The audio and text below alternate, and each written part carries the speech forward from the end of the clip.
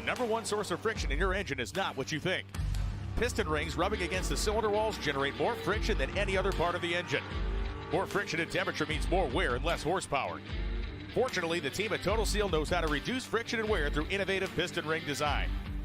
If it takes a piston, Total Seal can build a better ring.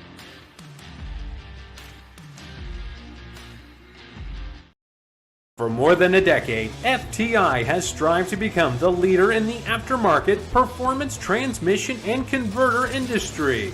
We've joined forces with McLeod driveline components under the leadership of Top Fuel Funny Car pilot Paul Lee, and now have a larger distribution network, more resources, and more power.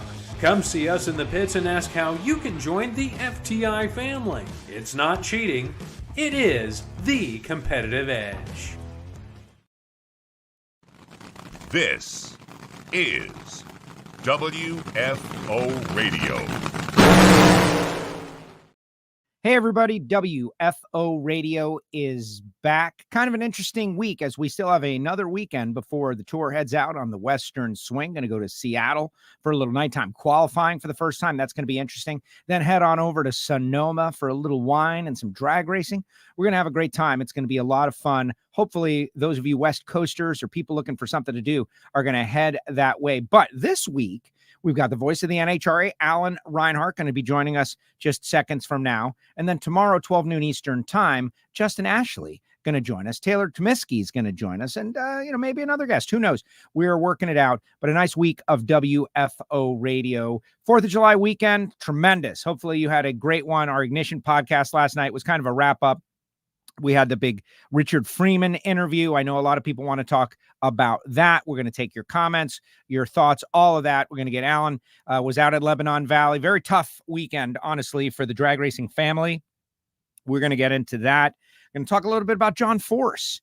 There's news in all directions here on WFO Radio, so ride with us here today, and we're going to sort it all out as best as we can. We ask you to share the show, repost the show. If you're watching on X, formerly known as Twitter, a repost is so helpful. Now that they got all those live shows in the top of it, you can see who's live, and you hit on it, and all of a sudden the audience is exploding and going up, and you're sharing, and we certainly appreciate that. And I think there's going to be a lot of information that you're going to want in this program. But before we do that, let me just tick off the people who really genuinely make it possible for me to do this each week, put together a show about the NHRA and the Mission Foods and Lucas Oil Drag Racing Series. Folks like Total Seal Piston Rings and FTI Performance Transmissions and Torque Converters. You saw about them at the start of the show. We're going to do a new Hidden Horsepower episode a little bit later on today. The episode's rolling out. That Jason Line episode got everybody really excited about the Sox and Martin Hemi Challenge at Indy. Is he going to be driving Bucky's car? We don't know. It's all working out. But the bottom line is this. If you are building an engine or an engine builder, you should make the call to Total Seal. And the same is true with transmissions and torque converters for FTI and all of our sponsors, whether it be Bernie's Speed Shop up there in Ocala, Florida, 100,000 square feet. It's a dealership, basically, but they've got classic cars. They've got muscle cars. They've got exotic cars. They've got a paint and body shop. They do frame-off restorations like perfection. They do movie props for movies we can't even tell you about. It's really great. Go to bernies.com, cwtindustries.com, balance machines for your machine shop. If you're still running an old balancer, I'm sure it works just fine, but does it work as quick and as fast? Is it as accurate as the new stuff that CWT Industries is putting together? Randy Neal can give you a tour, whether it be a small block Chevy all the way up to Cat 3500 earth movers. If it rotates, it can be bounced, and it should be bounced with CWT Industries. And that's incidentally the type of machine we used on Project Pontiac. Our great friends at Phillips Connect, of course, Frank Hawley's Drag Racing School, Marvin Rodak's coffeeandgrills.com, and samtech.edu. These are the people who make it possible for me to go WFO. All right, let's go back out to Tucson, Arizona. This guy, he was in the East Coast last week, and he's home now, and he's going up to the great Northwest this weekend. The voice of the NHRA, he joins us now. Share the show for this guy, Alan Reinhart. What's up, Alan? I always love when, I've been home less than 24 hours. It's time to check in for your flight. Okay, time great. to check in. But yeah.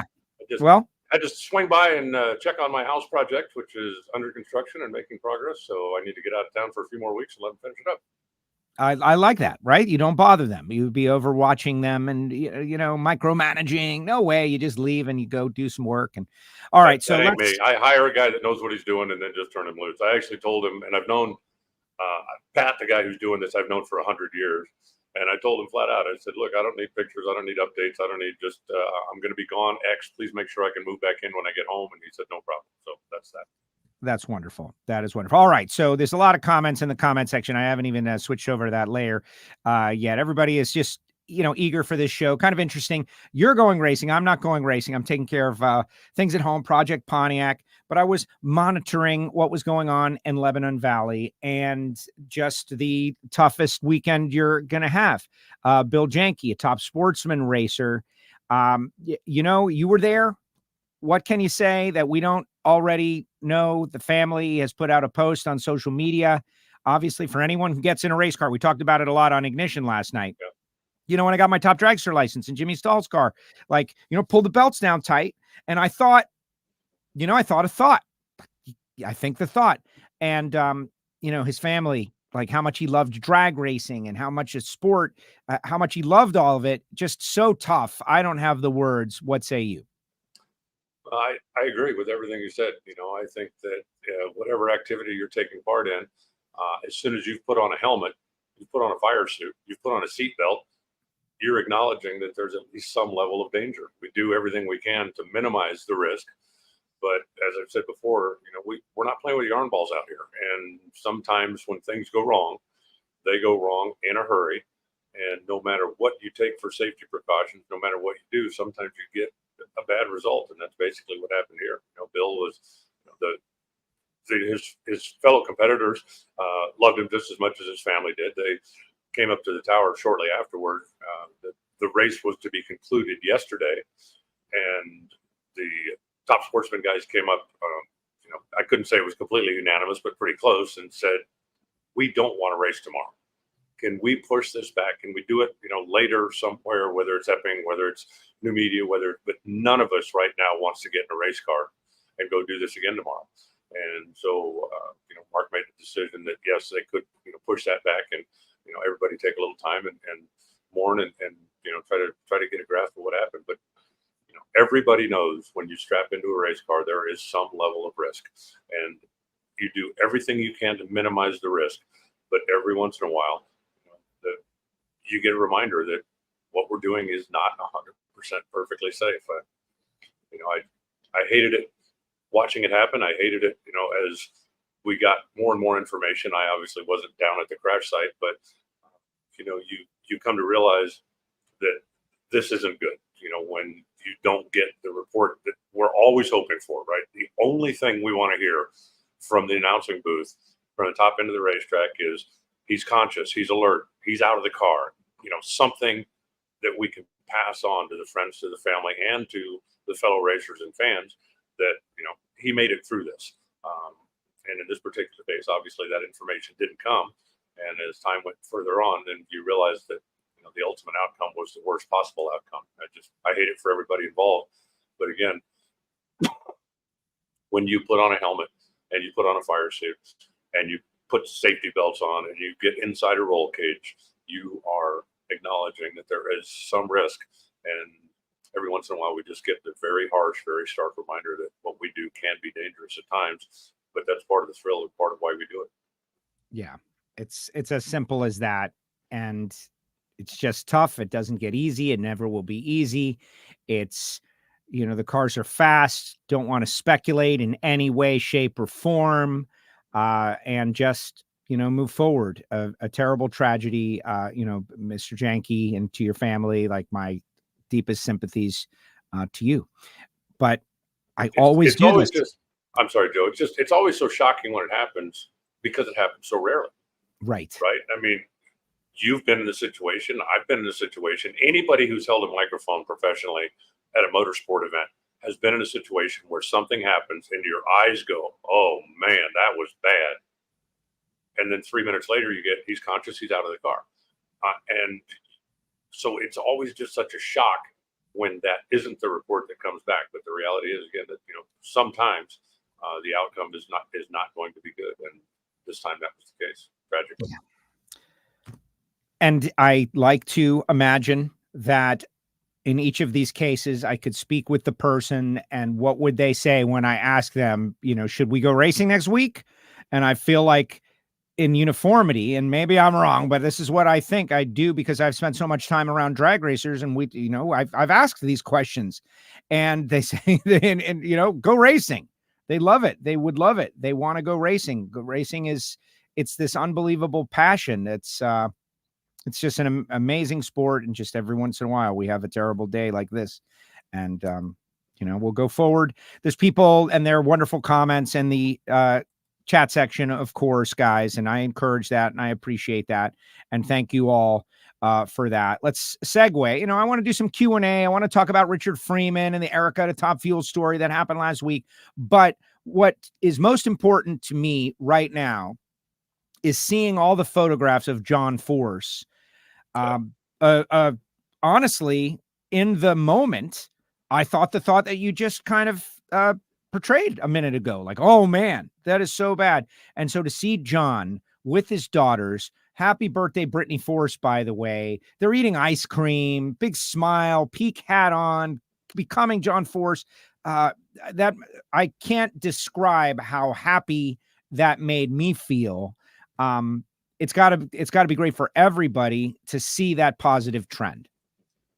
Agreed. And I also think, though, that you have to take all that good news and read everything that the story says, that the release says, that, he still has a long road in front of him. He's making progress. That's tremendous. To go from the intensive care unit to not in the intensive care unit, that's a big positive step. But for, like I've had a couple of inquiries through my announcer emails. Well, do you think he'll be back in the car in Seattle? No. Absolutely, positively not. He still has a long road to recovery. The fact that he's making progress is tremendous, and I'm so grateful to see it as well. But that doesn't mean that, day after tomorrow, he's going to be ready to go racing again. So, he's been through a number of traumatic events. His body has been through a number of traumatic events. And he's 75 years old. And anybody, when you're 50 years old, you realize that, I don't recover quite as quick from stuff as I did when I was 25 years old. When you're 25 years old, you realize I don't recover as quick as I did when I was a teenager, right? When you're 13, 14, 15 years old, yeah, what happened? He fell off the roof. What did he do? Oh, he went jogging the next day. But you just don't recover as quickly. So let's just all keep our positive thoughts and energy flowing that way. And whatever time it takes, it takes. But I'll take every bit of good news we can get. And I also really applaud the family and race team because, in the first few days, especially, the number of people that were clamoring for, why don't they tell us anything? Why haven't they said anything? Because it's their news to share and they're waiting until they have something to share. But we've gotten, I think, pretty timely updates, right? I mean, when they say, hey, we've taken this step, that's the next step. It's a positive step. Now we wait and see what the next step is. I don't think that they need to release something, daily or hourly, or as I said the other day, I literally have had inquiries from some people that you think they expect a webcam in his room. I demand to know what's going on with John Force. Well, you don't get to, sorry. But the family, I think, has been very good about giving updates. When they have news to share, they share it. And they're trying to keep everybody in the loop while still respecting John's privacy and the fact that, he does still have a long road to recovery. Yeah, it's as simple as that. To judge people's behavior in this time, like a lot of people got a bad grade, put it that way. But everyone reacts a little bit differently. And I appreciate the family knowing and understanding that it's an extended family. They very clearly, Ashley Force Hood doing such a great job. Courtney, Brittany, everybody involved doing such a great job realizing that, and they know it's their dad, but everybody loves their dad. They've heard it 1,000 times over their lives. And just to see John and the people who, I am going to hold back a good old fashioned talk radio rant against the people who are even suggesting anything about John driving right now. Give us a break, please. And that's all I will say. However, I did say there's a lot of information. And Alan, you told me right before the show, like some questions can be answered. here on WFO Radio. Like Robert has this one. He goes, have they released a reason why the parachutes did not open on John's car yet? This is something that everybody wanted to know 1 minute later, right? Like, wow. Well, it sounds like you can share something. I can. I spoke to Lonnie Grim pretty extensively a week or so ago, and that was one of the questions. The investigation starts immediately after any incident like that. What worked? What didn't work? Could we maybe do something better? Is there a rule? Is there a manufacturing change? Is there a something that we can do to try to make the next incident like this better? And why the parachutes didn't come out was a big question. And I spoke to Lonnie a little bit. They were able to determine very, very clearly why the parachutes didn't come out. Once that determination was made, the information was shared with the people who need to know, and that is people who race funny cars. This is what we found. This is the problem. Take a look at your car. See if there's something you can do. See if there's some way that you can potentially come up with a better system. And as happens so many times when we have an incident like this, it's something that's never happened before. So you look at the system and you think, okay, well, this is the way the system is designed. This is the way the system works. The system has performed flawlessly. So is there a need to update it? Well, now they found something that maybe there's a way to do it better. It's certainly being looked at. The bottom line is the system works pretty simply, and simple is better. The Leahy safety system on the box gets triggered one of three different ways. It can be triggered by the RF at the finish line. It can be triggered if it senses an engine issue, whether that be a pan pressure, whether that be a blower backfire, whether it will trigger the system. The system immediately sends a signal, opens a solenoid, sends a shot of air to an air cylinder, and an air cylinder operates and pulls the parachutes out. And I mean, milliseconds is how long this takes from the time it triggers until the time it happens. The parachute levers that the driver reaches, okay, let's say the levers are here, and at the end of the run, the driver will reach up and he'll just push the levers forward, and that brings the chutes out. Now, the air cylinder, the way that JFR had it set, the air cylinder is mounted here, and there's a piece of wire that runs from here to here. Simple as that. When the air cylinder is triggered, it pulls back. When it pulls the handles, it drops the parachutes. Again, simple is best. The more complicated you try to make it, the more things could go wrong.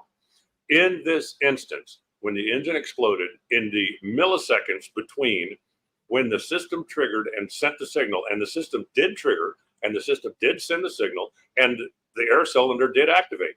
But in the split second, while all this was going on, the area between the two was compromised.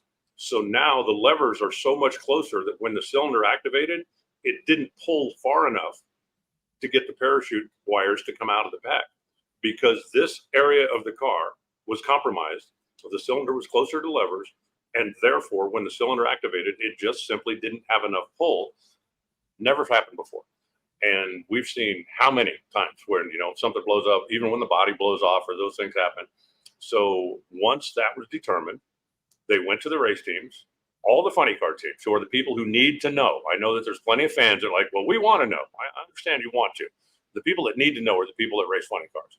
And they went to them and said, here's what we found. You need to look at your system. There is no black and white rule for how this works. Okay. There are a couple of teams that do it in different ways. It's just that when this triggers, it must deploy the parachutes. So they went to the teams and said, this is what we found. You need to take a look at your car. You need to see if there's anything that you could potentially do that you could change. Will there be a rule coming down, a mandate coming down? I don't know that. Lonnie said he didn't know that at the time. Again, you're dealing with a system that's never failed before. They just found a failure. So what can be done going forward? Is there a rule that needs to be made? Or do you just tell the teams, hey, we found this. This is a potential failure, and let them decide what's best for their driver, for their car. All of these race teams have got some pretty smart people. And I think personally, if you go to them and say, here's the problem, find a solution, that's better than just one person saying, okay, here's what we're going to do. Sometimes the solution is black and white, right? Sometimes it's simple. We are going to weld a bar in here, or we are going to put a shield on here. Sometimes it's better, I think, to let the really smart people figure out what would be the best going forward. And again, we've had one failure in how many times over the years? So they will look at it, and if there's a better mousetrap, so to speak, then that's what they're going to take a look at, and that's what they'll do next. But that is the reason that the parachutes didn't come out on John's car. And there you have it. Thank you very much, Alan Reinhart. You can follow him at NHRA Reinhart for more information like that. And I appreciate that. That's the second most asked question of the last 3 weeks. Well, thank you, Lonnie. Thank you, Lonnie Grim. Lonnie Grim is the National Tech Director for the National Hot Rod Association. He was one of the people from NHRA's side spearheading the investigation. And when I spoke to him, he was very candid about it. He said he had explained also to Brian and the TV guys, I'm not sure what they did as far as coverage, but when I asked him, is that something I can specifically share on WFO? And he said, yes, absolutely. You can let the fans know that we were able to determine what happened. We're working now to make sure that it doesn't happen or see if there's a better solution in the future. I love it. Well, and that's what it's all about. And last night on Ignition, we were just talking a little bit about this bit of a run that we've had. And as long as you can learn, we got to learn. Like we got to learn, and because there's something else out there that we don't know what it is that's lurking. But you've got to figure things out, and you've got to get an explanation. And I love that we were able to at least identify this one. And I know that the teams, right, the smart engineers on every one of these teams is going to go back to work and figure that out. Maybe there'll be three different, like you said, ways to do it. And maybe one is the best, and they'll all look at it and say, oh, that is the best way. But you're right. Let the smart people figure it out now that they know what the problem was. All right. Wow. That's big news. I feel like we should just wrap up the show and get out of here, Alan. You just dropped the answer to the question that's been on everybody's mind, but we can continue on. I know people have got some questions. Dave says, great answer, great explanation. Everybody loves being able to know that here on WFO. Thank you so much. All right. Last week I had Freeman on the show. Richard Freeman dropped a bomb on us. He said, he's ordered 2 PBRC Top Fuel dragsters, says he wants Erica to drive Top Fuel and Pro Stock. Says, I don't know if you saw the interview or not. So I did. I watched every minute of it. He says that he's working with the NHRA, like they're working together to try to sort out the challenges. And so I kind of want to just hear your overarching opinion of the deal, and then we can dive in on some specifics. Well, the first thing that came to mind is logistics. How would this work? And I'm not opposed to it by any means, but there's a reason that the rule is in place that you can only drive in one mission category at a time. Erica drove in Pro Mod and in Pro Stock a couple of times. That wasn't a problem. Aaron Stanfield obviously drives 2 categories. Sean Langdon has driven 2 categories with a Pro and a Sportsman. But there are times that Top Fuel and Pro Stock run back to back. So what would you do, say, on a Saturday qualifier where Erica is the last Pro Stock car down the racetrack because she earned the right to be, and then is the first pair of Top Fuel cars because she has to be? There is a little bit of prep time in there between the two. Yes, I get it. But would it create a problem for Erica to make the run, get out of her Pro Stock car? I'm sure they could figure out a way as far as like the scales, and the driver doesn't have to be there for fuel check, but she's going to have to change equipment. The suit that she wears in a Pro Stock car is not the suit that she wears in a Top Fuel car. So she would have to change her fire suit, change her equipment, and then get back to the starting line, and then get strapped in, and then get ready to go. And I don't know logistically, is that possible? Is there a workaround? Would you tell the other drivers, hey, we're going to make this exception for Erica? And if you did, how long then between somebody going, well, I want to drive Top Fuel and Funny Car? Because that used to happen back in the day. Del Worsham did it a few times. And that was part of the reason that the rule was put into place. If you're going to race a professional category, you pick one. If you want to race a sportsman category also, that's fine. But if you're going to race a professional category, you pick one. That was the first thing I thought of. Could they figure out a way to make it work? Maybe. Is it worth discussing? Certainly. And, Richard says that he's already talked to, the NHRA folks and their stuff. Maybe they've figured out a solution. Maybe they've come up with something. But I think we'll just have to wait and see. I think the fact that Richard wants to expand out of just the Pro Stock game and into the Nitro ranks, I think is great news for the sport. We've seen what he's done with Pro Stock, not just with his teams, but being able to help others get involved. But I also think that what he said about the people being the biggest problem is a legitimate concern. If Joe, if you and I tomorrow are starting our Top Fuel and Funny Car, we're gonna start WFO Wild West Engineering Racing, Top Fuel and Funny Car, who's going to be the crew chief? Who's out there right now that's available that you think could be a championship level crew chief? Right. That's a great question. I'm going to raid, Dickey's team. Sorry, Tony. I'm going after Stretch and Alex Conaway. Those are my guys. We got unlimited budget, right, Alan? Those are my guys. And maybe that's the solution, right? You look at, again, guys like Max Savage, been around a long time, been a co-crew chief or a car chief or a number 2 guy. Is he ready? I don't know. Is it something he desires? I don't know that either. The difference between being the car chief or being the assistant and being the crew chief and having all of that pressure and everything on your shoulders is big. And I don't know that, everybody out there wants to do that. I think there are a lot of people that are happy in their positions. Alex Conway, I think, is a great example. Guy's been around a long time. Obviously knows every nut and bolt on a car. Could he be a crew chief? Maybe. Does he have the desire? Would he want to leave a championship winning team year after year? He's in the middle of the championship fight. He certainly isn't making minimum wage over there at Tony Stewart Racing. He's doing quite well, thank you very much. Would he even want to walk out of there to go be the crew chief for a couple of guys like us who are just learning the ropes in Top Fuel or in Funny Car? Would he want to take on that challenge? And I don't know the answer to that question. He might say yes, absolutely tomorrow. And hey, Alex, if you're watching, shoot me a text and let me know. But work with us. Come on, sorry, Smoke. But this is us. Would you want to leave a championship team to go out and try? And I don't know the answer to that question. Maybe it's yes, maybe it's no. Maybe he's like, look, I'm happy here. I've got a lot of tenure here. I like the guys that I work with. We're having a very successful run right now. I don't want to go out and start all over again. And that would be the interesting question. Okay. So Derek's got one. Could Erica just all these, first of all, why is this a rule? Is it just because of the logistics? You were around. I remember Koretsky ran Top Fuel and Pro Stock. I remember those days. But could Erica wear a Top Fuel fire suit while she drove Pro Stock? Could she? Yes. Would she? I doubt it.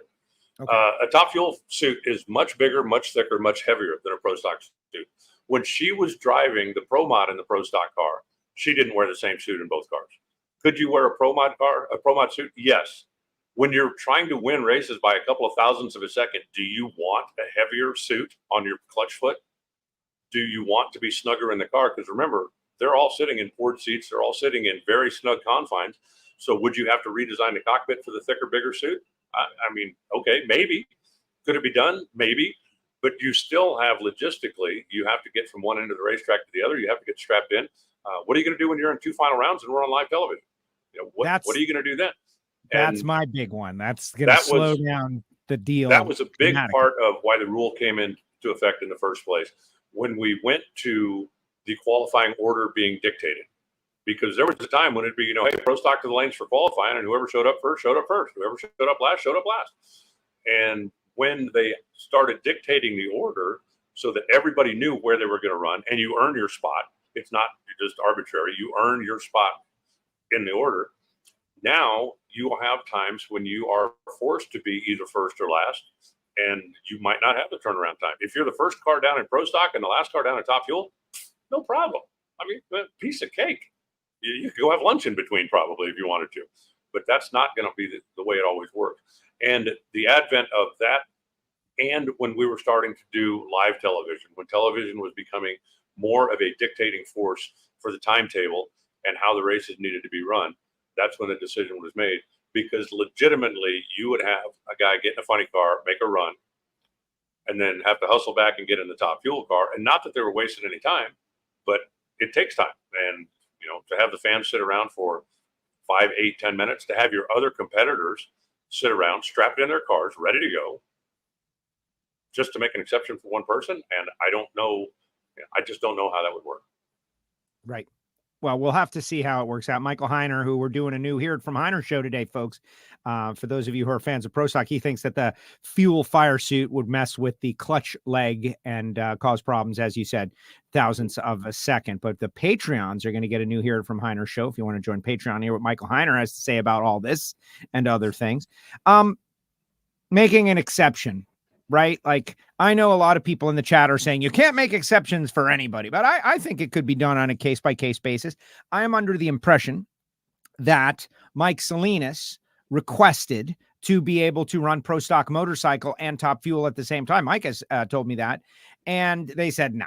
Right. And I think like that's an interesting example. Should Mike Salinas be able to run Pro Stock Motorcycle? You know, leathers. Now you're taking leathers off. You're on and Top Fuel. I can see NHRA saying, yeah, nah. I think it can be a case-by-case basis, depending on the team and what you're doing and what are you trying to do. Funny car and Top Fuel, Pro Stock and Top Fuel. Like there's usually a little gap. As far as TV goes, yes, a big delay. But what's happening in that delay? What a compelling visual, right? Erica gets out of the winning Pro Stock car and gets on the back of a scooter, very much Kyle Larson leaving the Indianapolis Motor Speedway to go to the Coke 600. And they're to the helicopter shop. Well, it didn't. But this, it's only a quarter mile that we have to get down there, half a mile. But the compelling video, like that's the story that people want to see. Will she be able to do it? What will happen? All that TV time. Like I could see our TV crew making gold, like Emmy award-winning gold out of that kind of a storyline. Okay, maybe. What if you're her opponent in Top Fuel? You've got to sit in your car for an extra all this while you're waiting on her. I would just wait for her to get there, and then I'd get in my car. Oh, I see. Okay. Yeah, I guess. Like she's not there, I'm not there. And all right, she's here, then I'll get in the car. Let's get in the car together. Fist bump. And when you do it on a case-by-case basis, if they allow this, then when we start our team and I break my ankle, and then you go and go, okay, well, I'm just going to drive both cars just until Reinhart's ankle heals, 5 or 6 weeks, 3 races maybe. You did it for her. What do you mean I can't do it? You did it for her. Yeah, that's it. Well, case by case, that's how it works. Not everybody gets the same stuff. All right. So that's interesting. In the end, though, this is what I think. I think that, I'm going to impose my opinion on Richard now.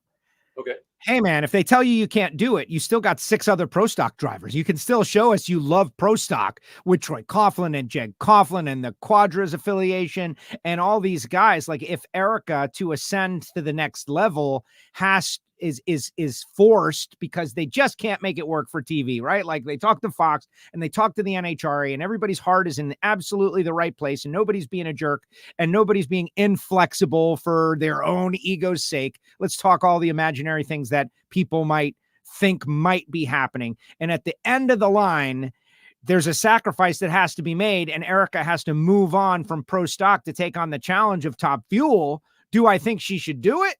I do. I think she should do it. She's a 6-time Pro Stock champ. She's proven she loves Pro Stock. If there's a new challenge out there and Richard really wants to do this, and you got to do that, you keep the Pro Stock team going, of course. You're locked in on that. That's where your heart is. He told us. But I think you got to go down this road. I think people want to see it regardless now. I think if Erica made the move, retired Pro Stock or took a hiatus from Pro Stock to go to Top Fuel, that'd be a huge story. And as you said, what does she have left to accomplish in Pro Stock? She's won 6 championships. She's won more than 50 races. She is one of the most accomplished to ever sit in a Pro Stock car. If she's looking for a new challenge, maybe it's time to leave Pro Stock behind and move forward. And there's certainly nobody that says if she goes to Top Fuel for a couple of years and doesn't like it, doesn't work out, sponsorship doesn't develop like they had hoped, there's nobody saying she can't go back to Pro Stock. I mean, if you were banned for life for leaving a Pro Stock ride, then we wouldn't have, Jeg would have won 3 or 4 less championships because how many times has he said, no, I'm taking a break and then come back? Yeah, I know he didn't take a break to go run Top Fuel. He did it to go bracket racing, but still, I think that would be a very compelling story.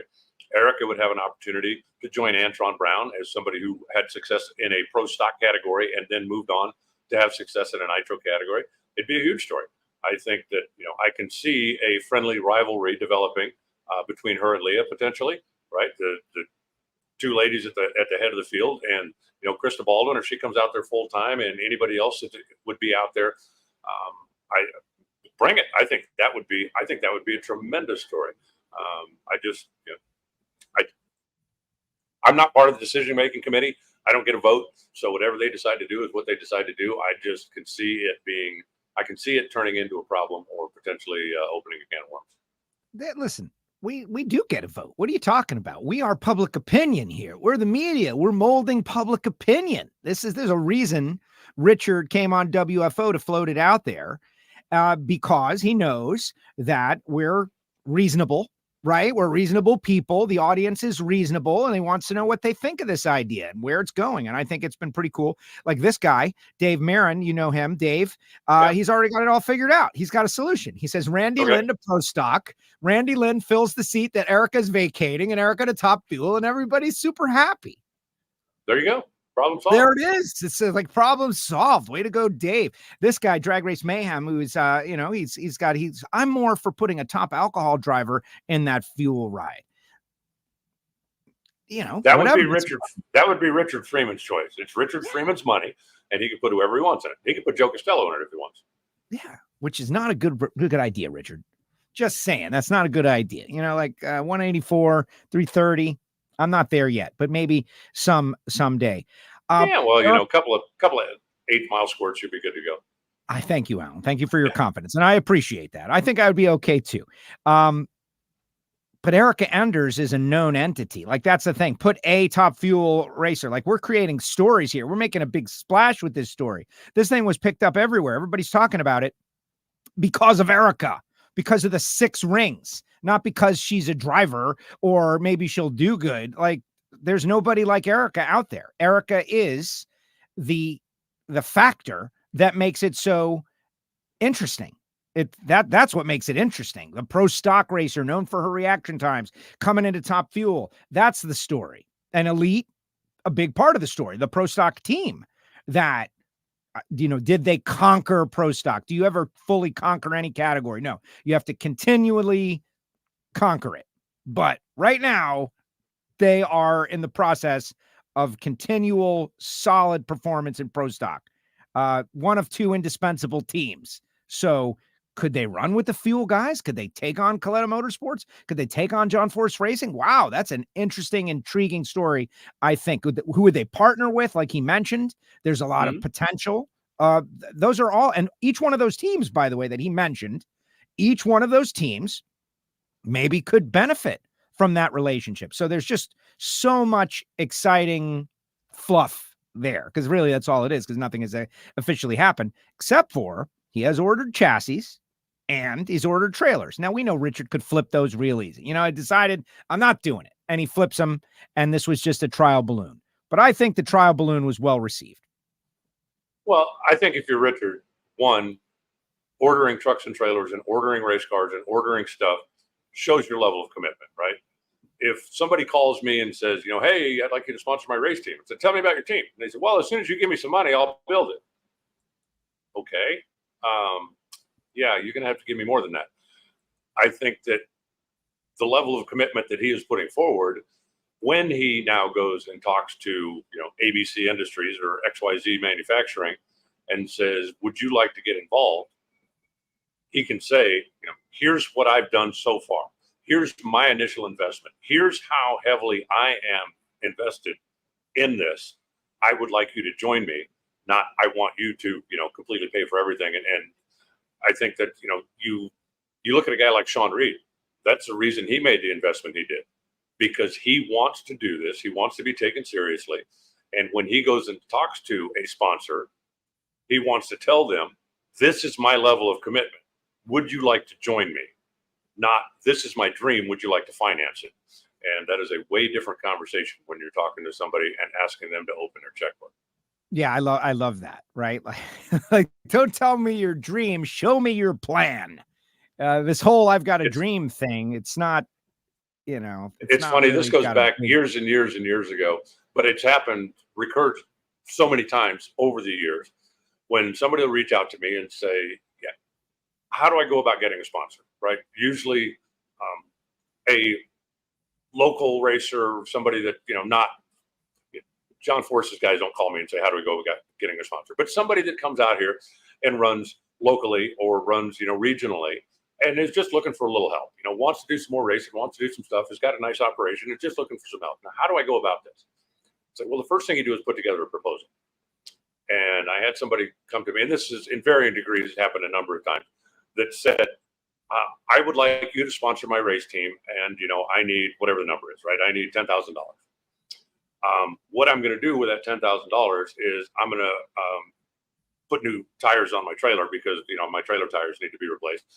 I'm going to upgrade my engine because my engine's been in the car for a while and it really needs to be.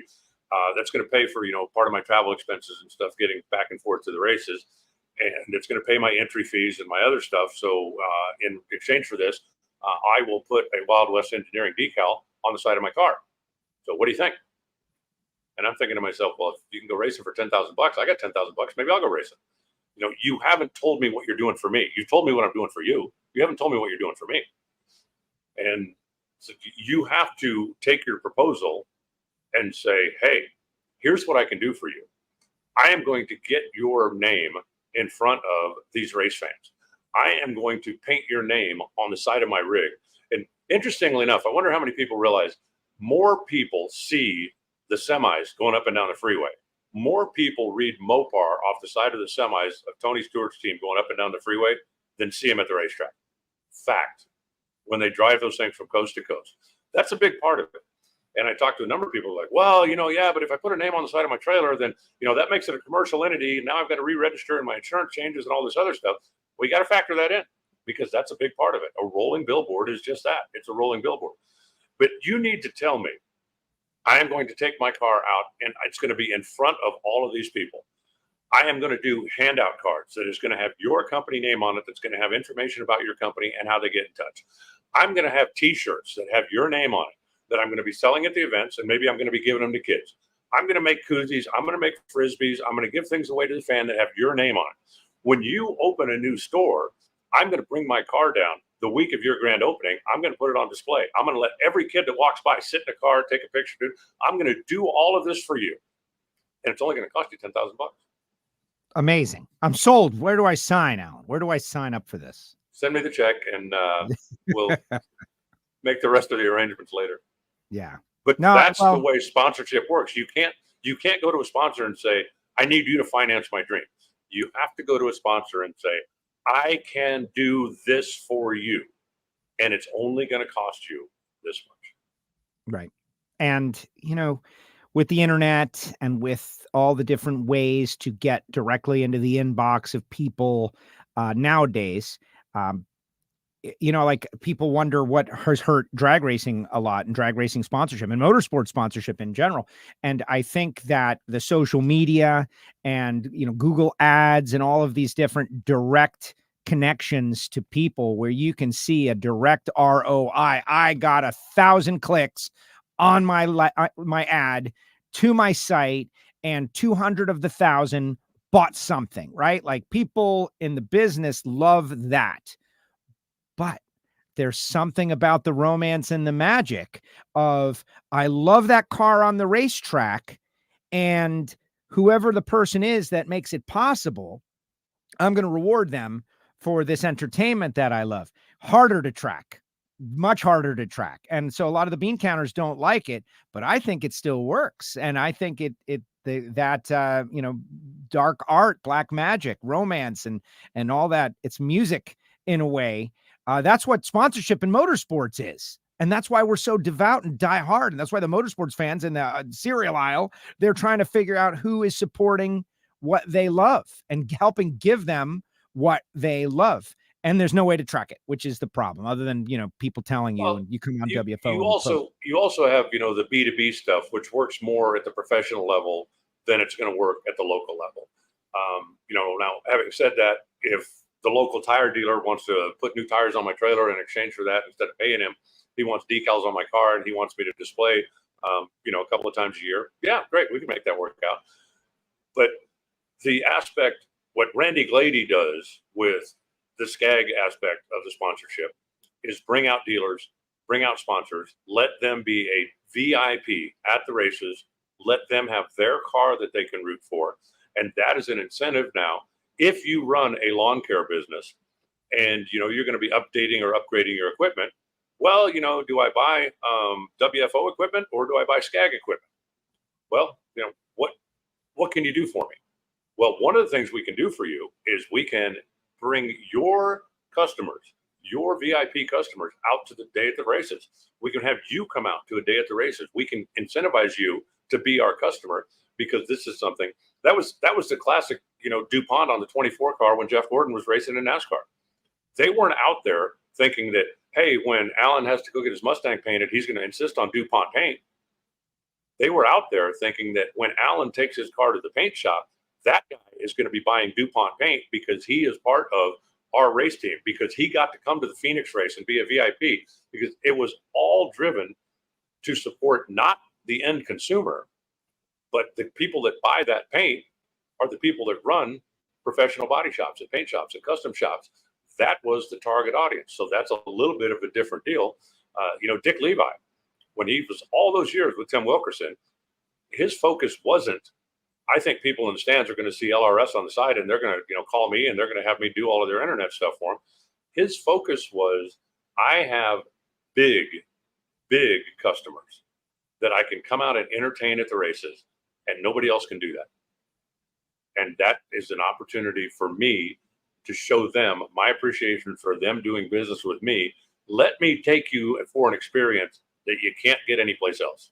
And it worked for a lot of years. Yeah. And we've got a great person to talk about this a little more in depth tomorrow. Is Justin Ashley going to join us on the show? Taylor Chemiskey just won comp, and D4 going to be on the show as well. One of our Wednesday shows, 12 noon. Set a reminder, subscribe, click the bell, repost, Apple Podcast, Spotify, SoundCloud, all of those things. Randy Glady has really done a great job, and seeing that, he really is giving them an experience they can't get anywhere else. Like, they get closer, they got that pit box that they hang out at, and it is amazing the business that gets done at the NHRA. And let's hope they keep it going. All right, other news. Let's keep on going here. All right, so someone wants to know. We talked about this last week. I don't expect but it's time to start thinking about it, man. Next week is Seattle. John Force's Peak Camaro. Will it race? Who will drive it? Do we know? Do you think those conversations are ongoing? I am not to the point where I'm going to pry, but maybe soon. What do you think? I think that they have a plan. I don't know what the plan is. And I'm kind of like you. I'm not going to pry. I'm not going to do anything. When the teams came out to Norwalk, I stuck my head in the trailer and talked to every crew chief and told them, if there's anything you need from me, let me know. If there's anything I can do to help, let me know. And that was the extent of the conversation. I'm not here, okay, you can tell me, come on, what's really going on here? Jay, just between us, what's the story here? When they figure it out, then we're all going to find out. I do believe, as I said last week, at some point, that car has to come back on the racetrack, because it is a business. And while there is certainly some understanding for what happened and for the recovery and the things that are taking place now, but there are guys that work on that car that earn a living doing that support their families doing that. They need to go to work. There are sponsors on that car that, if the car's not on the racetrack, if the car's not on television, how long do you keep writing checks? And so I do believe that car has to be back on track at some point in time. I don't know exactly when. I'm absolutely certain they were talking about it. John kind of alluded to the fact, or whoever made the post, and I apologize for not knowing that, one of the reasons that Robert went down, not only to, check on him, but they need to start having some business discussions. Where do we go from here? What is the plan? And I think that the car at some point in time will make a reappearance. I think it has to, but I don't know when. And I have no inside information at all about whether or not it could be next weekend in Seattle. Well, we will just have to wait and see. And it's been a great strategy so far. I know nobody likes it, but to patiently wait and receive the information when they choose to give it to us. It's been a tough road, but we've all, dealt with it together, and it is working. Like, we're getting the information. The other side of it, though, is to Mr. Race fan out there. Okay. I get it. You're a hardcore fan. I get it. You buy the diecast, you buy the t-shirts, you feel like you're part of the team. You feel like you're a supporter of the team, and you are a supporter of the team, and they do care deeply about the fans. But the bottom line is this: if it's you in the position, if it's you that's trying to make the decision, if it's you that's reaching out to Joe Castello and saying, are you available? Could you come drive my car? Could you fill in for 3 races, 5 races, the rest of the season? Who knows after that? What would it take? And then you reach out to the sponsors and say, hey, I'm talking to Joe Castello. I'm thinking that he could be a guy who can come in. He's going to drive the car for, the next 3 races, 5 races, or the rest of the season. Are you okay with that? And if the sponsor goes, well, I never really liked Joe, now you got to start all over again. And all of these steps take place behind the scenes, because if you put out a release that says, hey, we're calling Joe Castello tomorrow and we're going to see if we can get him, or if you even leak that news and then your sponsor gets word of it and says, really? You're telling everybody you're going to put Joe Castello in my car? Really? You think that's okay with me? And you've created a problem. You need to have these meetings one-on-one or behind closed doors until you get all of these things figured out and worked out. And then you make the announcement, this is our plan, this is what we're going to do, and you know that everybody is on board with it. It's happened so many times over the years that the rumor floated, and then this, and then this, and then it's been reported as a done deal. Now, let's say that John is talking to WFO Radio and he's talking to Wild West Engineering about potentially sponsoring, bringing back a second top fuel car, and potentially either WFO or Wild West Engineering is going to be the sponsor. So, hey, he's talking to Joe. They're, shooting proposals back and forth. They're trying to work out the logistics. He's also reached out to me and he said, hey, what do you think about this? I'd like to have you involved. Here's kind of what we're thinking. Here's the time. What do you think? Well, as soon as I start seeing all over the internet, WFO to sponsor John Force's second top fuel car because a rumor leaked out, or because somebody with inside knowledge of the situation told me that this is the story. And so when he calls me back, I'm going to go, John, I'm sorry, I got Connie Collette on the other line. I heard you went with Joe. And when he says, no, that's not, we're still negotiating. Well, sorry, because now I'm talking to Connie and, he wants me to get involved with him because they're going to bring out a second funny car. So that's why these things have to stay behind closed doors. And I love the fact that happens so many times. There'll be some rumor or something. I'll see something on the internet that says, hey, John Force, WFO is going to sponsor John Force Racing. Well, I'll call John and I go, hey, I heard about your new deal. That's cool. And he says, what? And I go, yeah, I mean, he said, no. He said, we had lunch the other day, but we're not even looking at doing anything.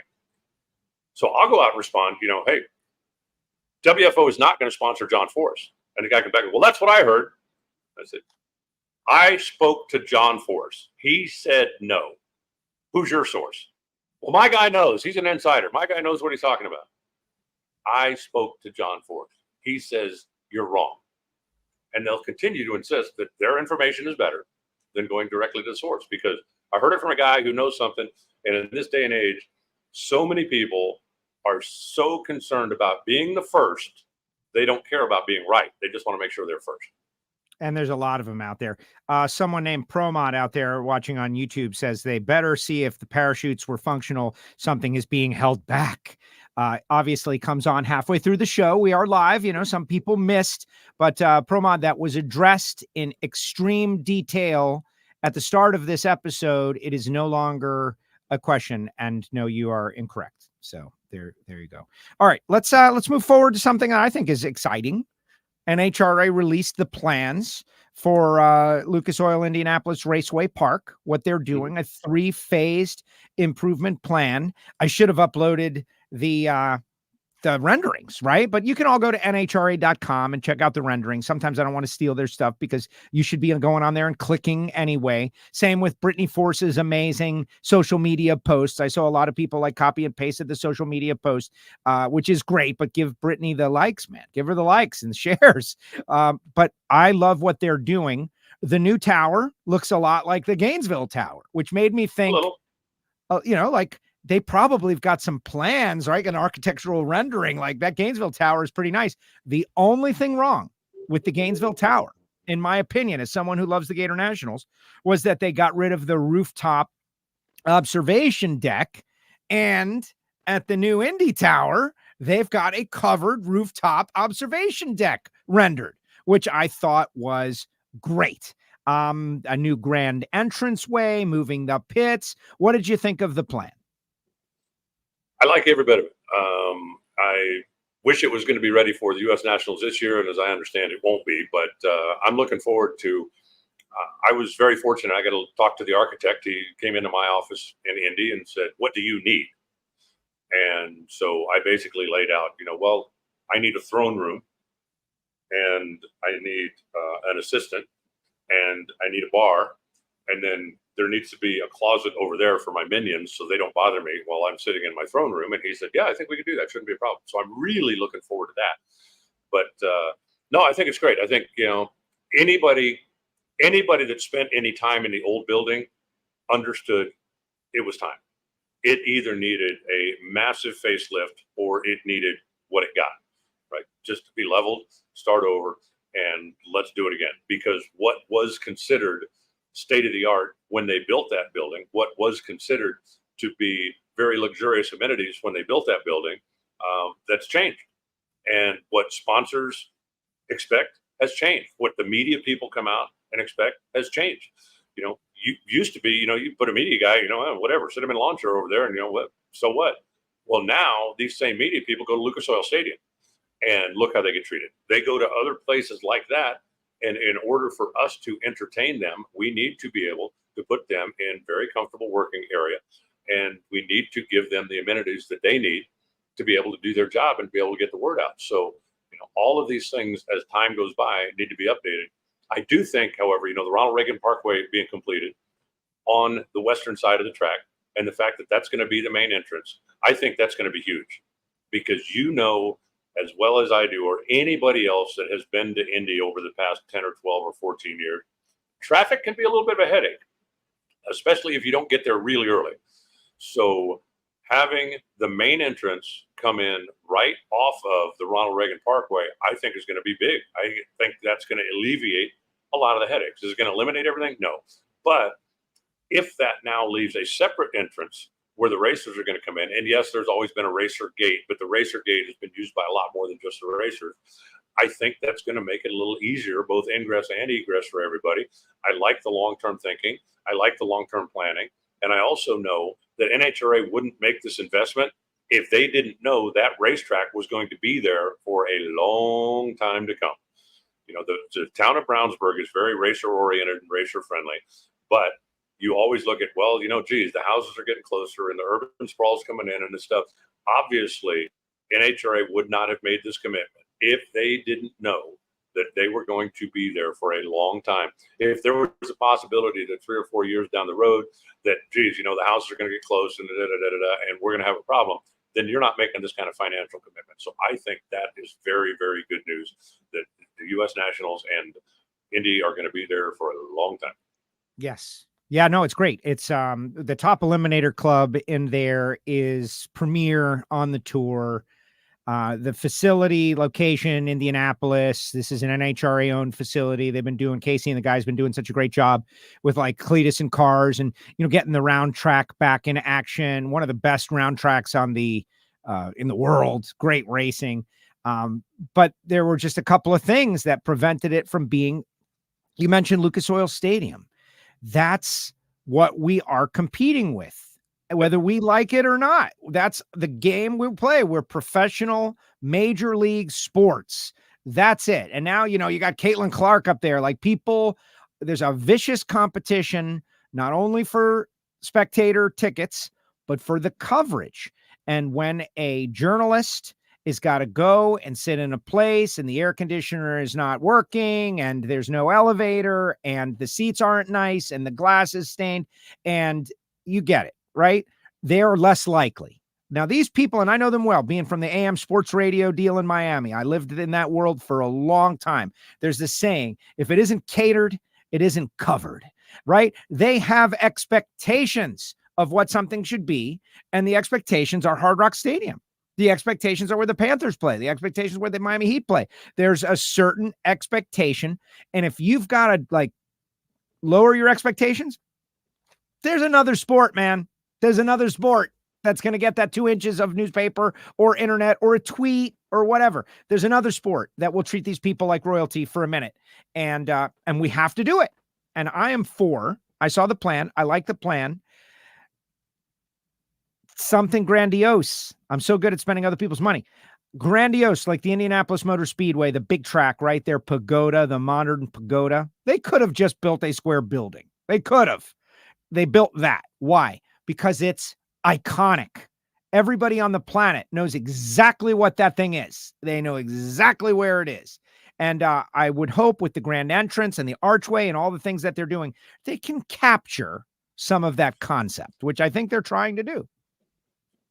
Well, you want people to remember your event. And I think the egress especially, I think, is an important thing, because if I go to a concert or if I go to a show or I go and I had the best time, but it takes me 2.5 hours to get out of the parking lot, that's going to be what I remember driving home. When somebody asks me, hey, how was the concert? The first thing I'm going to tell them is, it took me 2.5 hours to get out of the parking lot. So being able to work on the egress, we have a tremendous on-track product, and I don't think you can make much of an argument against that. But we want people to be able to get out of the facility easy when it's over, and we want them driving out going, wow, that top fuel final was awesome, or wow, that pro stock burn down was incredible, or wow, that whatever. We want them thinking about talking about that, not sitting in their car fuming because they can't leave. So that's important. The ingress as well. When somebody leaves their house and comes out, how many times have we been? Norwalk is a perfect example. And Bill, I love your racetrack, love everything about it, and what you do with it is amazing. But the way to get in and out of that place can be difficult.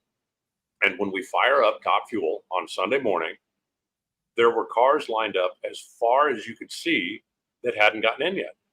And it's not because they don't have enough parking. It's not because the facility can't handle it. It's not because the people don't care and the parking usher. It's not because of any of that. It's because there's a 2-lane road coming in and out, and you can only put so many cars on a 2-lane road, and that makes it difficult. When they redid the road coming into Gainesville, and there's still been times when it's been a headache, but you've been around long enough to remember when that was a 2-lane road. That wasn't any fun getting in and out of. And those are the kind of things that you have to improve, because that's what the modern day fans expect. They expect it to be convenient, they expect it to be easy, and they expect to not have any issues. And so you've got to make those investments. You've got to take the time to make sure that those things all work. That having been said, the savvy race fan knows they should come down to the track and celebrate the winners with Alan Reinhart, and maybe you'll get a t-shirt. And by the time that's over and you got to pat, John Force on the back after his 157th win, there will be no traffic, right? Like that's the deal. Like people want to rush out to their cars and sit there and battle, where if you just take it easy, folks, 20 minutes, the craziness will have died down and you will have gotten a special moment with a driver. It doesn't have to be your favorite driver for you to want to go experience that. Anything else, Alan? Anything else on your mind? As we continue on, a lot of questions about Erica, a lot of people talking about they can't wait for Indy. Folks, I'm referring you to the article on NHRA.com. When will it be finished? There's a plan, right? There's a rollout plan, 3-phased plan. But go to NHRA.com, read the story, look at the renderings. It's pretty cool. Just that, this weekend, Woodburn, Oregon, with the double regional, there's going to be a lot of racing going on up there, and I am headed there tomorrow. So if you're in the region, come on out. They've got a great racetrack there. Joey Severance and his wife Sherry, who own and run the place. Joey's a multiple-time world champion alcohol dragster driver. He understands what racers want, what racers need, and tries to make the track as racer-friendly as possible. And it looks like it's going to be a great weekend. So it's a fun event. I haven't been able to attend the last couple of years because it had been on top of the Denver National event when the schedule flip-flopped a few years back. But I'm really looking forward to going back up and seeing some of those great hardcore Oregon fans. And then, of course, after that, it's Seattle and Sonoma, and then we catch a breath. And, man, it's almost U.S. National time. Isn't that crazy? I don't know what has happened. I know I sound ridiculous saying it over and over again, but the season has moved differently. Like, have we started? Is it started? We've started 4 wides. Yeah, that's it. I'm glad that's over. Oh, we're it's halfway time for there. Indy. Yeah. 10 races down, 10 to go. We're halfway there. That's crazy. It's crazy. We need to add a couple of races, I think, to the regular season, but that's a different story. Alan, great job as usual. Thank you so much. Thank you for the news about John Force and the whole parachute situation. That's big news once again here on WFO Radio. I appreciate having a big couple weeks. Thank you so much, and I appreciate you. And good luck this weekend. Say hi to the Severances, and please make Joey feel guilty for never coming on WFO. He's never been on WFO? He doesn't want to come on, man. I'm begging this guy. He won 4 championships. Like I don't beg anyone to come on. I float the idea, and then they're like, yeah. And he's like, no, I'm not going to come on. I'm like, but you're fans, Joe. You have fans. No, I don't like talking publicly, Joe. You know, and I'm like, okay. He's not a spotlight guy, and you know that. You've seen him at the championship banquet. When it's like, hey, this guy's great. And he comes up and goes, yeah, I really appreciate my wife and my dad. And so I got to go. But he's just not a spotlight guy. But I'll bust the chops a little bit. That's all. I get the That's opportunity. it.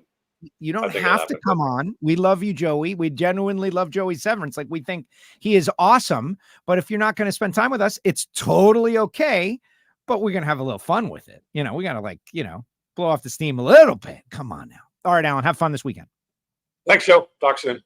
There goes the voice of the NHRA. Alan Reinhart joins us each week right here on WFO Radio. Subscribe, click the bell, share the show, Apple Podcasts, write a review, 7 stars, all of that stuff. Come on now. We're having a pretty good couple of weeks, followed by, a pretty good few years.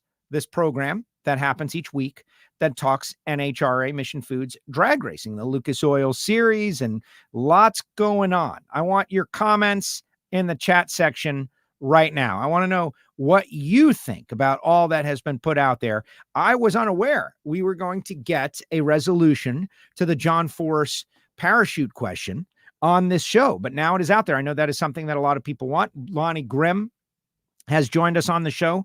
It is a popular episode that is back there in the archive, and you're welcome to go and see Lonnie Grim so you know exactly where this information came from through Alan. And it's exciting. That was my first thought. Massive explosion, cables, like the length has to retain the same dimensions. And if those things change, then maybe it doesn't work. And so that's a very rudimentary way to say what Alan said in long form. I suggest if you just logged on when the show is over, you go back and watch again, because we did get a big answer to a big question. And I appreciate Alan Reinhart for that. The Erica Enders talk. I had some people say, that's just a plan. I think when a 6-time world champion announces that there's a plan, that's a news story. That's a news story.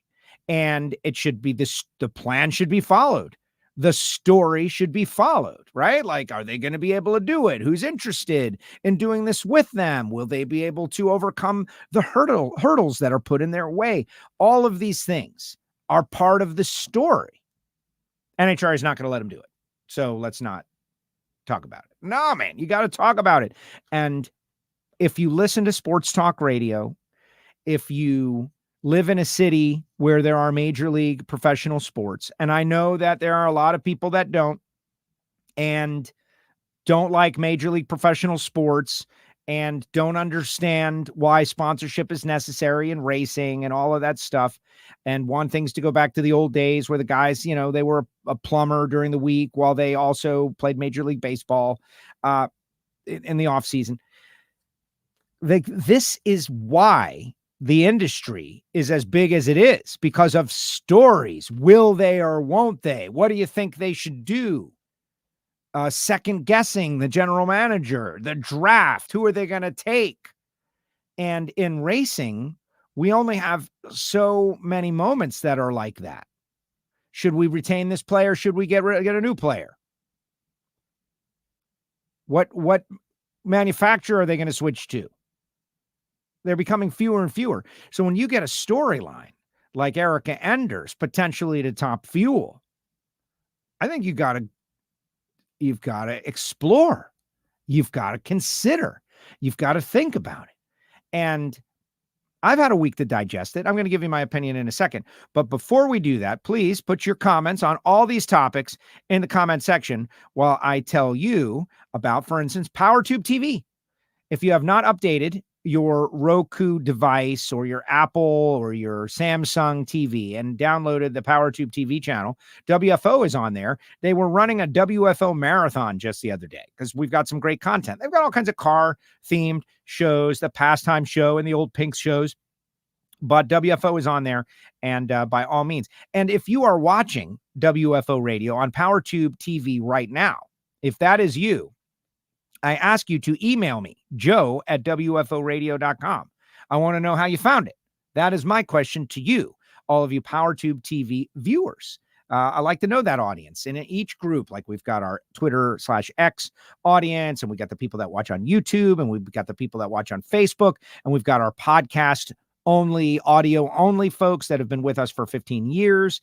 And we have all these different audiences that consume the show where they want to and how they want to. And so now that this PowerTube TV thing is its own audience, people watching on Thursdays in the WFO block, reach out to me, joe@wforadio.com. I want to hear from you, connect with the host, all of that stuff. Also want to shout out to, obviously, the folks at Foggett, CWT Industries, everybody who supports the program. We really appreciate you guys. Frank Hawley's Drag Racing School, Frank and Lana Hawley. That's a big one. Been around for a long time. If you want to drive a dragster, go drive a dragster with Frank. It's as simple as that. And they've got a very affordable program called the Dragster Adventure. Super affordable. They go all around the country with the program. They come to you. You don't have to get on a plane. They're coming somewhere near you, and you can drive a dragster. They do it at Woodburn, one of the great places. Marvin Road X Coffee. 817-924-6821. That's his number. It's a phone number. 817-924-6821. Can I purchase online? No, you cannot. You got to talk to Marvin. For everybody that is desiring an old school experience, like, man, like back in the day, the world is moving too quick for me. I can't handle all this technology. I don't want to order my coffee over my phone. That's good, because you got to order it over the phone. You just can't order on the internet. Call Marvin, tell him where you're calling from, what you want to do with your coffee experience, and he'll guide you in the right direction. And of course, our friends at samtech.edu. The Patreon VIP Listener Club. It's so funny because I get a lot of people that are telling me that I'm doing it wrong. Honestly, folks, I'm doing it wrong. Joe, you're doing it wrong. And I'm like, oh man, but I do so many things wrong. And they're like, yes, but you're doing this wrong. Okay, tell me, how am I doing it wrong? Like, you're not pushing it hard enough. You need to be telling everybody about all the different stuff that they get for being a Patreon, and all the Patreons, they love it. And I say, yeah, I guess, but that's not my style. Like, I don't mind pushing somebody else's thing really hard, right? Like CWT Industries and Total Seal and FTI and all these people that are great sponsors, like Alan was just talking about, because this is the side of my race car, and we can't do it without our sponsors. VIP members, I don't know, it's a little different. Trying to compel people to join and spend a monthly, fee to get VIP content and be behind the scenes and be a part of the Ignition Show and get Monday Motivation and the Hear It From Heiner Pro Stock Show and all of these different things. It's different. You do get a free t-shirt if you sign up for a year. And there's all these different layers and levels that you can join. So check us out. Patreon.com/WFO Radio. And to all who have attacked me so viciously for my poor promotion of the VIP Listener Club, let me know how it went. Did I do better? I think I did better. We'll see, though. Merch. We now have hats. It's a foam trucker hat, but if you hit the merch store, the link is in the chat section right now. It's a foam trucker hat, man. I had one right here. It's actually pretty good. They're getting you like $20 for it, something like that. And I don't have to touch the thing. It shows up at your house, and you can get the Fire logo. You can get the Miami Hollywood Speedway logo. You can get the WFO logo. Check it out. But our merch is actually doing pretty well, and I'm pretty excited about that. Great way to support WFO. And finally, Project Pontiac, guys. A camshaft has been selected, right? Gary Stinnett, the guys at Comp. Then Billy Godbold comes in and is like, Dominus Hominis, this is the right camshaft. And so I'm very excited about that. I'm also looking forward to getting up the right trailers and picking up the trailer as the Project Pontiac advances That is the number 4 question I get when I'm out there on the tour. What's up with Project Pontiac? All right, let's see what people have to say out there. Trying to be funny here. All right. Jolie Stanfield just had a birthday pretty recently. Aaron has won back-to-back races. Double A Ron. It's hard to find someone willing to try to fill the shoes of John Force, even if it's just for a few races. So the names Jack Beckman and Tommy Johnson have come up over and over again. They are clearly the most qualified funny car racers that are not active at the moment. Yes. I don't know. There's a lot. Like Beckman was at Hawley's school when the girls, Courtney and Brittany and Ashley, went through the school, and we have talked with Jack many times about that story, about how he helped coach him up and everything. I think that this is going. Jordan Vandergriff's name has been floated out there a bunch of times, but I always figured that Jordan would have been a second Top Fuel dragster. I know that I've heard the rumors that he, licensed or drove the funny car, but I really think you need a driver that is plug and play. And I'm a huge fan of Jordan. I think you need a driver that is plug and play as best as it can possibly be with that peak Camaro. Someone that's going to get in the car. Remember, that team is operating at the highest level that they have operated in the last several years. They've been in contention. Tim Fabrizi goes to me, everyone was having such a good time. He's like, Joe, are we in the top tier yet? Fabrizi. And I said, you're getting there. You're getting there. We win another one, you'll be in there. Cause I feel like multiple wins in a season kind of cements that, right? You get 2 wins in a season. You've cemented yourself into the top tier for that season, at least at that moment that it has happened. But it was all in fun. But who's it going to be? And that is, it's an interesting dynamic. You look at the racers that are on the points sheet, the Corey Lees and the Chris Kings and the Jason Ruperts and the Mike Smiths and the John Sniffs and the Jeff Deals and the Jim Campbells and the Terry Haddocks and the Bobby Bodies. Bobby Bodie. Bobby Bodie is a part-time racer, but he's pretty plug and play. Like, what kind of relationship do they have with the Force family? For a young driver to chase an amazing opportunity and drive the car and all that. Like, I don't know. Do you go get Jack Beckman? Do you get Tommy Johnson? Or do you say, hey, Bobby Bodie, can you drive this car for the rest of the year and save the money for your family car? I don't know what's going on there. I think this is exactly the kind of conversation that, now that we're seeing great smiling photographs of John, and remember, folks, do not suggest that John is going to get back in a race car this year, please. Okay, let's just take a second and let it go. We love John Force. Whatever the doctors say, that's the answer. But as far as who could drive the car, that's a very fun thing to speculate about. I don't know. I think I just made my choice. Go get Bobby Bodie, right?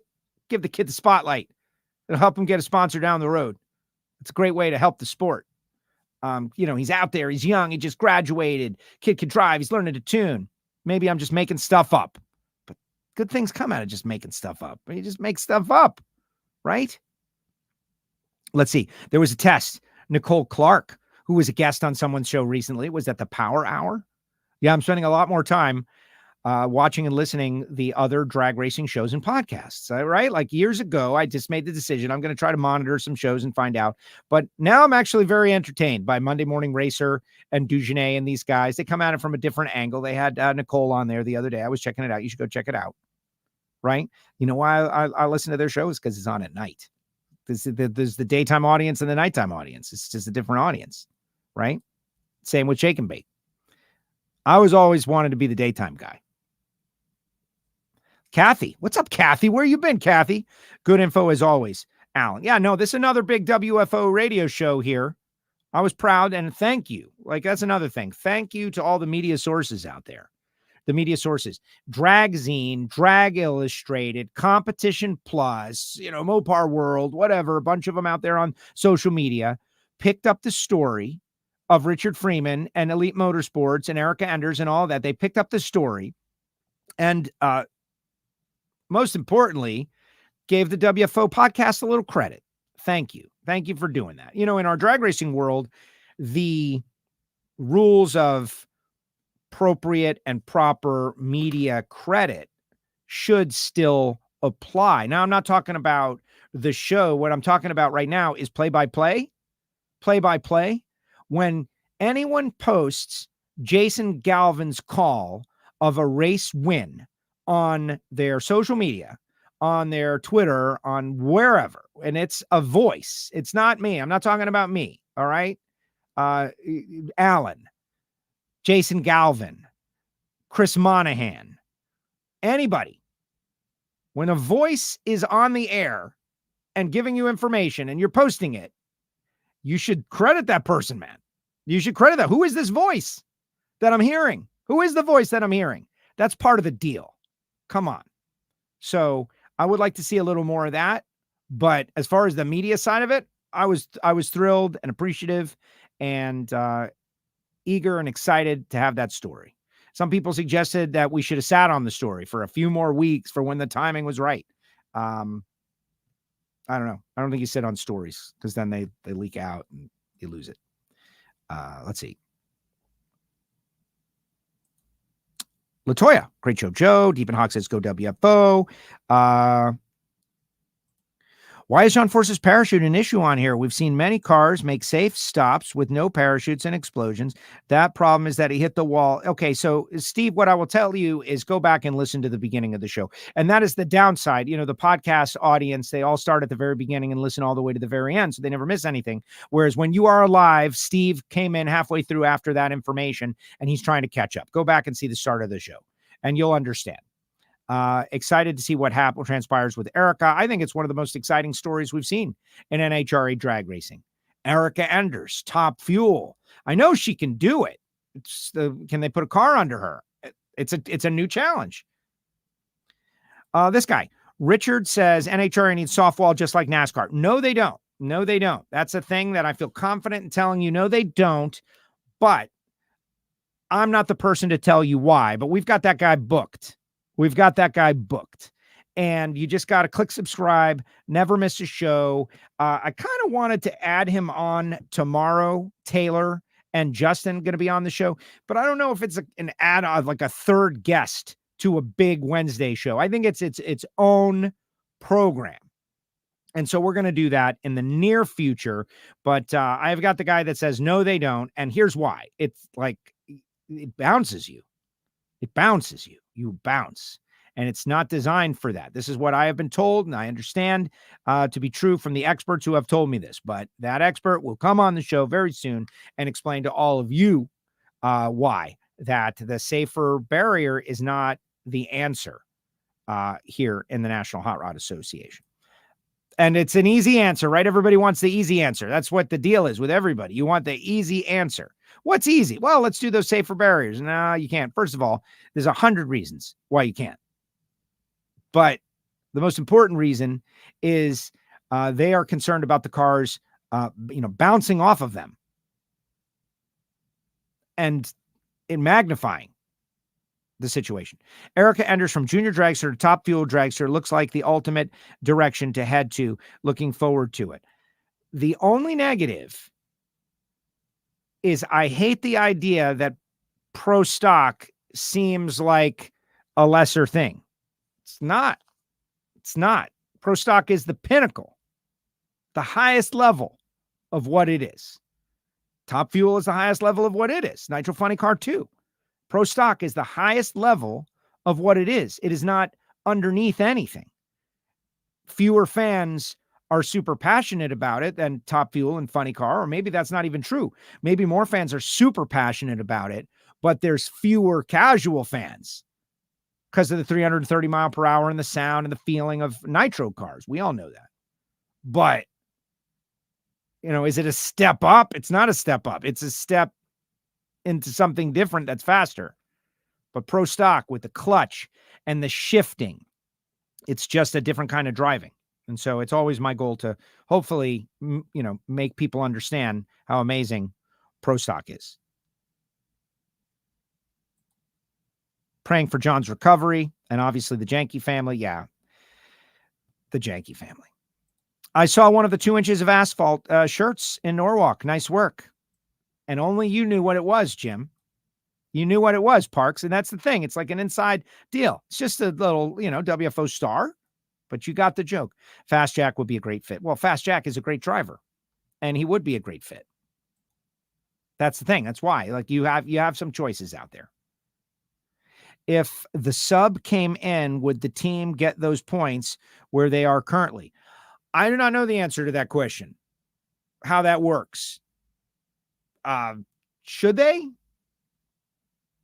Like if John was going to come back, that's one thing.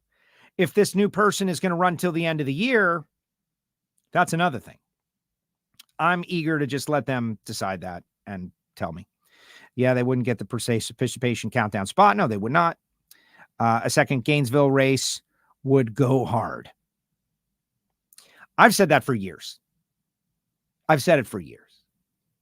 Gainesville Raceway can accommodate a second race. Would it take away from the Gator Nationals? I don't think so. I mean, I've lived here in Florida for 50 years. I kind of know the market pretty well. I think it would be a bonus because you got all the snowbirds trying to get out of the cold in March.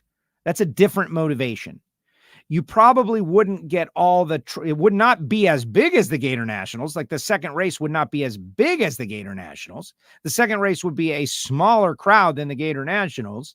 But does that mean don't do it? I don't know. I think we could do it. I'd be up for trying it one year. Experiment. Do every other year. Like that's another thing. Just because you do something doesn't mean you have to do it every single year. Just because you do something, how about moving that Bradenton deal into the schedule somehow and making it an event, a B-Spec event? I can tell you that the 20 races on the tour, this 14 race regular season, have you seen enough for the playoffs, for it to be playoff time? Are we ready to go playoff drag racing just yet? I don't know. Feel like I could use another race or two in the regular season for things to get settled out. Listen, I don't want to post any speculation. Nicole says, thank you for listening. Yeah. My friends doing shows. Why not? The Jasons, Jason Logan, Jason Galvin. They've got a nice little show, That Last Life's a Drag, with Kelly Crandall and Elon Werner. You should go listen to that. It's in the archive. You should go listen to it. Like lots of great information. I vote for Courtney to come back. I'm not applying that pressure on purpose. I can easily see the family not wanting to dive right back into driving. It makes sense. They're worried about John. Jason Rupert. That's interesting. The old like Apollo Creed, like give the guy a shot. Right? Give the guy a shot. The guy you don't expect. I'm looking at everything from how we make it a big story. That's all. Drag racing needs some big stories. You need that Humpy Wheeler, crazy promoter hat that you got to wear. Right? Like, what is the obvious thing that everybody expects? Okay. The obvious thing that everybody expects, like the reliable thing, like Jack Beckman, Tommy Johnson, bar none, world champion caliber funny car drivers that could get in that car and drive the wheels off of it right now. Period. End of story. And they're both, like good people too. Let's see. Richard, great job, AR, on the explanation of the John Force parachutes mishap. Thank you for that, Alan. Erica said on Right Track that she wanted to drive a top fueler. She never imagined driving a pro stocker. In the movie? Yeah, I saw that. I've seen it now. Isn't that great? Thank you, Disney Plus. Respect for pro stock, clearly. Austin Prock will do good. Austin Prock is already doing good. I don't know if I understand that one. Austin Prock is like leading the points and winning everything and dominating in Robert Height's car. So Allen is definitely going to be in Woodburn this weekend.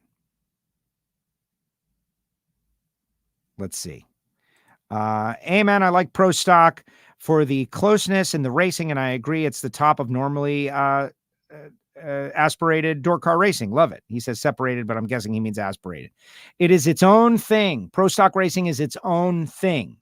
It is the pinnacle of naturally aspirated racing with gear shifting and leaving with a clutch and that whole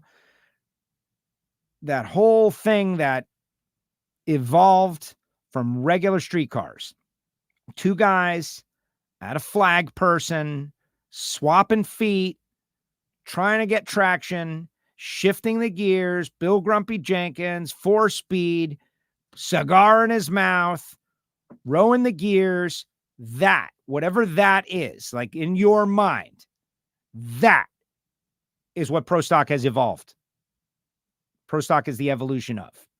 Do the cars look exactly like their street counterparts? No, they don't. And they don't for a reason. They don't for multiple reasons. The lot has to do with the front overhang, right? Like if your front overhang is 18 and mine is 10, then you're going to win every time, all things being equal. So they had to make the cars similar.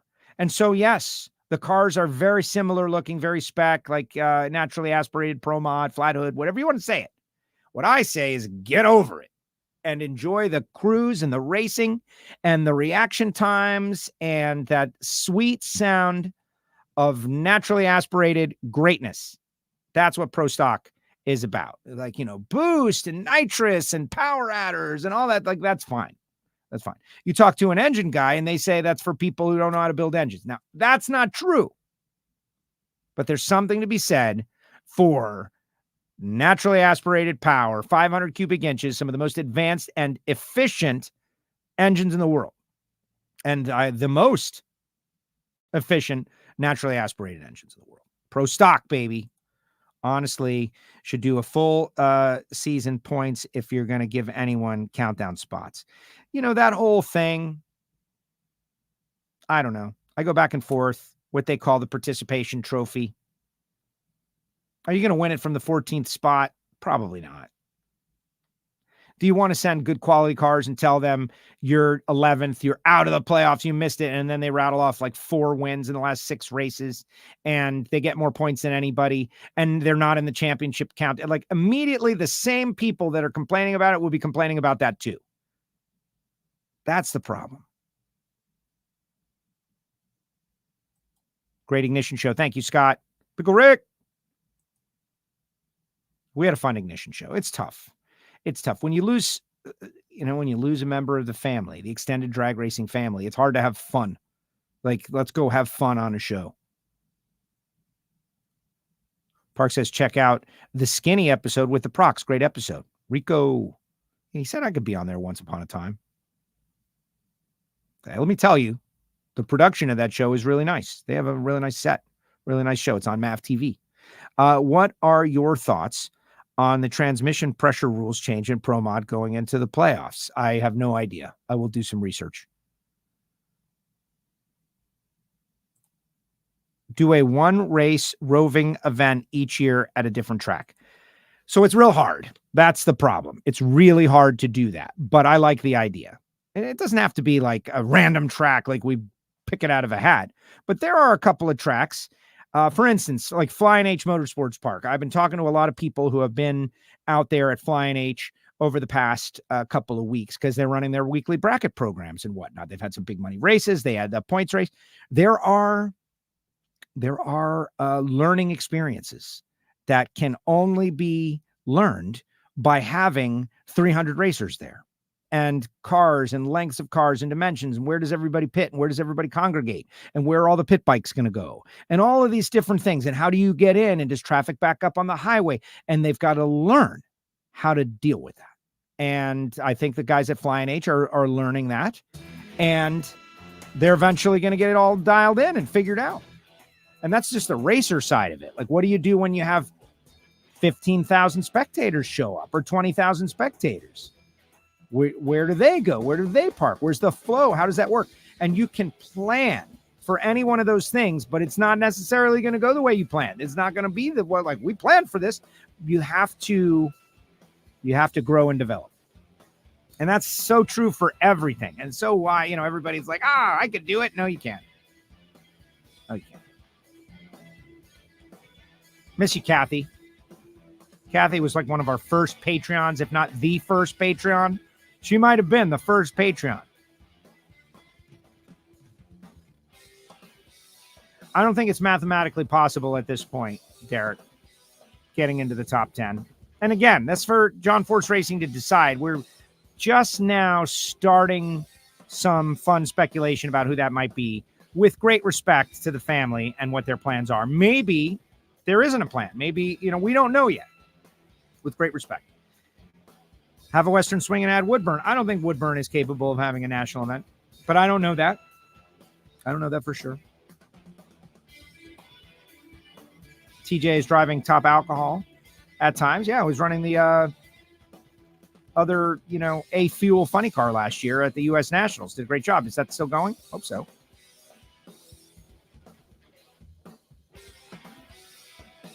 Thanks for a great show. Thank you. Thank you for stopping by.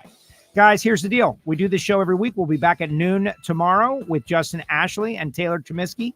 Taylor just won his first ever race in competition eliminator. Taylor has been coming on the show a little bit over the years, and he was finally able to get a win. And so, of course, friend of show, WFO sticker on his car, he's going to come on the show and talk a little bit about it. So join me noon Wednesday. Everybody else, share the show, and thank you. Thank you, Alan Reinhart. Thank you, everyone. WFO. Have a great day.